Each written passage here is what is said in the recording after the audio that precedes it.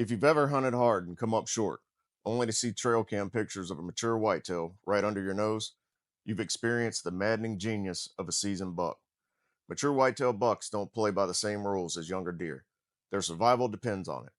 While yearling and 2.5-year-old bucks might bed where it's convenient or obvious, edges, open timber, food plots, mature bucks choose bedding locations that leverage overlooked terrain features and human behavior patterns to stay alive. In this post, we're going to break down the difference between young and mature buck bedding, explain why mature bucks love overlooked terrain, and show you how to start hunting these ghost-like giants smarter, not harder. The bedding difference: young bucks versus mature bucks. Let's start with what separates the greenhorns from the ghost. Typically found in edge cover, transition zones, or near high traffic areas, beds are often chosen based on ease of access to food. They often bed in small bachelor groups, making them easier to observe. They are more tolerant of human scent and intrusion. A young buck might simply relocate 100 yards away if bumped. Young bucks haven't learned the cost of making a mistake. They follow the herd, follow the wind loosely, and often die young because of it. Mature buck bedding. Beds are selected based on wind advantage, sight advantage, and escape routes. They often bed alone, and their locations are intentionally hard to access without being detected. Mature bucks choose areas where hunters rarely go: thick, nasty, or downright boring terrain. A mature buck that feels pressure won't just shift, he'll go nocturnal or vanish entirely until conditions favor him again. A mature buck doesn't just survive by accident, he calculates risk like a battlefield general, and terrain is his greatest weapon. The power of overlooked terrain features. So where are these wise old bucks hiding? Often it's not where you'd expect. Number one, be ditches and drainages. These low areas funnel wind, hold scent, and provide cover all day long. Hunters often walk right by them en route to food sources, assuming they're too open or small, but a mature buck will use them to bed, travel, or escape, especially when they're adjacent to crop fields or CRP. Number two would be fence lines, corners, and gaps. Fence gaps between properties, especially where hunters don't cross, are often overlooked. A mature buck will bed within sight of these gaps, watching for movement and using the fence as a line of safety. These are edge traps, rarely glassed or hunted directly. Number three, isolated bush and open terrain.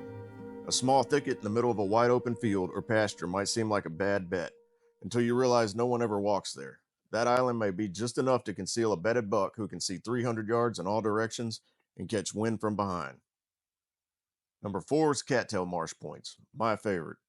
This is a favorite of northern and Midwest bucks. A narrow finger of dry ground jutting into cattails creates a hidden bedding area that most hunters avoid due to water, mud, and access problems. The wind swirls less in marshes and sight lines are reduced, which gives bucks added confidence. Number five, dead-end spurs and topo hubs. In hill country, mature bucks love bedding at the ends of ridges or on side hill benches with a backwind and downhill view. They watch thermals and know how to scent check the wind above and below.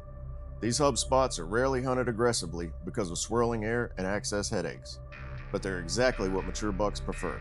How to hunt smart, tips for targeting overlooked beds. Scouting is everything. Use aerial maps and boots on the ground post-season, scouting to find terrain features hunters avoid: swamps, thickets, creek crossings, etc. Low impact setups, slip in silently, hunt high on the leeward side of ridges, and never walk through the core bedding area unless it's the post-season. Pay attention to pressure. Mature bucks often shift to overlooked terrain once hunting pressure rises. Monitor how other hunters move and adjust your game plan accordingly. And that's one I use a lot. Play the wind, thermals, and timing. These bucks live and die by scent. Morning hunts near bedding areas can work, but only when wind and access are bulletproof. So in conclusion, be where others won't go. The difference between filling your tag and walking out empty-handed may just be a few hundred yards or a few feet. Mature bucks use overlooked terrain features because they work. They keep them alive. If you want to consistently target mature whitetails, you have to think like one. That means breaking the mold, getting off the beaten path, and being willing to hunt where no one else will. This season, instead of heading to that same old tree stand on the edge of a bean field, try looking in the places you'd never expect a buck to bed, because that's exactly where he is. Want more hunting tactics from the swamp to the timberline? Follow Forge the Wild and explore our gear, guides, and field-tested apparel designed for real-world hunters.